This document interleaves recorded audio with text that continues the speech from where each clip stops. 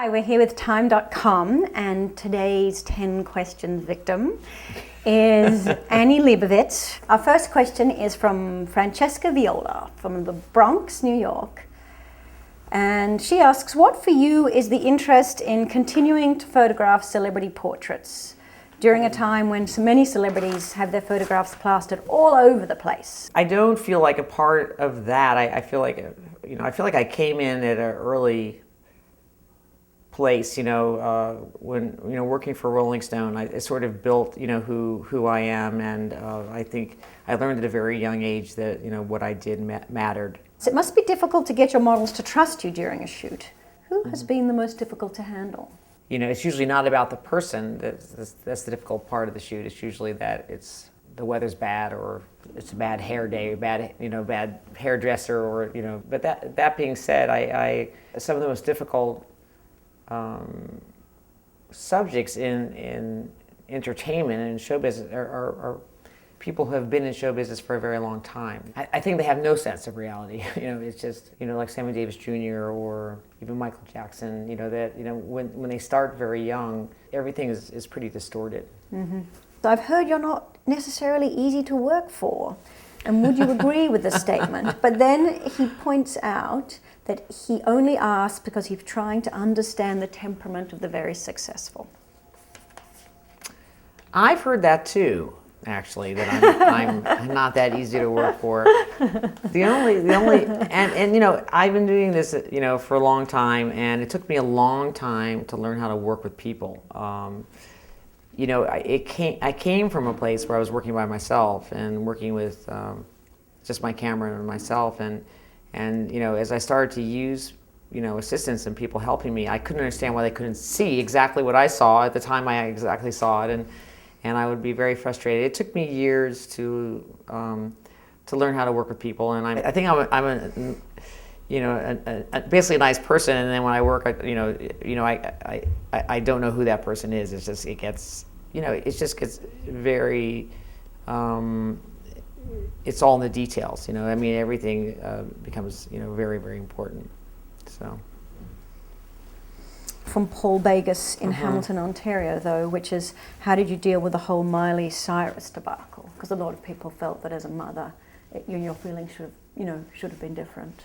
So. Well, I really do separate myself in some way, when I go to work, but, the Miley picture was a beautiful, strong,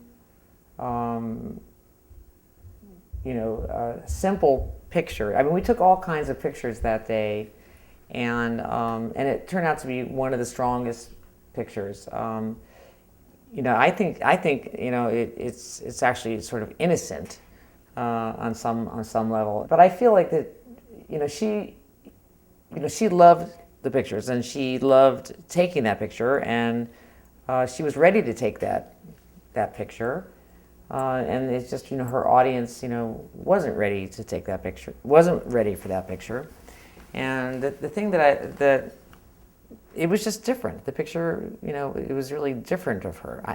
I've said this now in another place, but basically I think that if there was any mistake made, it's probably that she shouldn't have posed for Vanity Fair. That's my recent take on it.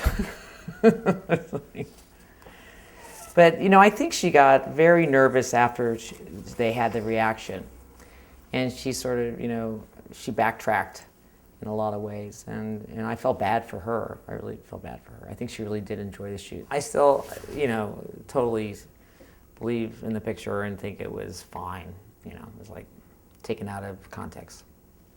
Gina Lexbrick of Houston, who asks, as a fan and fellow photographer, she'd like to know what you see in that aha moment that people talk about. Is it the subject, the composition, or something that's very exclusive to your eyes?